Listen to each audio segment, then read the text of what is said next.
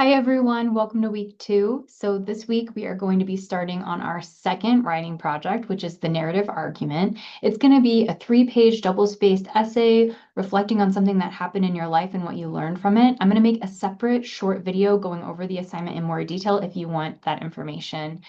Check the announcement for the link.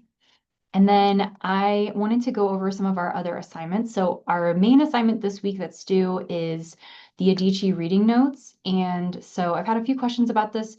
Just want to go over this. So basically you're going to watch this video. This is a TED Talk. Some of you might have watched it. It's a very popular TED Talk. So you're going to watch this TED Talk, and then I want you to answer these reading questions. And so if you look at the reading notes assignment, if you click on this link, it's going to take you to the Google Doc that has the reading notes questions. And you can copy and paste these questions either into the text box in the Canvas assignment or into a separate document.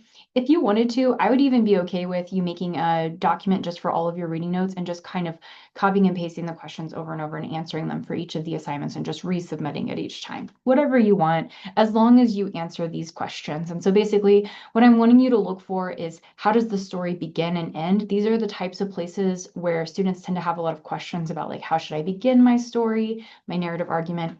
How should I end my narrative argument? And so I want you to pay attention to how these authors are beginning and ending their arguments. And then I also want you to be thinking about, what is the argument they're making? A lot of the time, it's going to be kind of hard to tell what argument they're trying to make because they're spending a lot of time like talking about a setting or describing people or something. And so you want to make sure you're paying attention. What is the argument that they're making with the story that they're telling? And then I want you to pay attention to a few other things. Is it one long story that they're telling? You know, they're starting at the very beginning of the story and they're ending at the end of the story. Or are you noticing they're breaking it up into several smaller stories that all have the same theme? And so I want you to pay attention to that. Because that's one thing that you can also do. You know, you can tell one long story and what you learn from that. Or you can think a little bit about like how you are or some theme from your life, and then break up a bunch of stories that all kind of contributed to how you became that way, for example. And then the final thing is, what details stand out for you in the story, and then what makes that detail interesting, or good, bad, whatever, however you feel about it. I just want to get a little bit of feedback from you about each of these readings and what you're noticing, and hopefully that will help you get some ideas for your own narrative argument. And then the final thing is that we have conferences coming up next week. I like to do just like short, casual conferences with all of my students in the third week of class. And this is a way for us to get to know each other a little bit and kind of set a precedent for, like, when you have questions, you can always talk to me.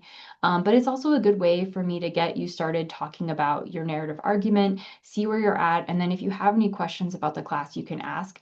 These conferences tend to be about 5 to 10 minutes long. And in my online class, some students like to come in. If you're on campus anyway, you can always like set up an appointment with me. You can come into my office, that's where I am right now. And we'll just chat for like 5 to 10 minutes. It can be nice to just meet in person. I love meeting online too, though. And so I'll share my Zoom link with you. It's already in the syllabus and stuff, but I'll make sure it's like so many different places you can find it. And yeah, so you can meet with me online to talk. It's really quick. You don't even have to turn your camera on or anything like that if you don't want to. Just a way for us to get to have a little bit of a conversation and, get to know each other a little bit. So please sign up for a time. Right now I have my office hours listed. And so these are my, regular office hours. You can sign up for any of these times. And I don't think you'll be competing with any of my other classes because I've set aside some class time for them to meet with me. And so you can sign up for any time. And if none of these times work for you, please just let me know and we could set up another time. It doesn't have to be just during these hours. Okay. All right. I hope you all have a great week, and I'm looking forward to talking to you all next week. Bye.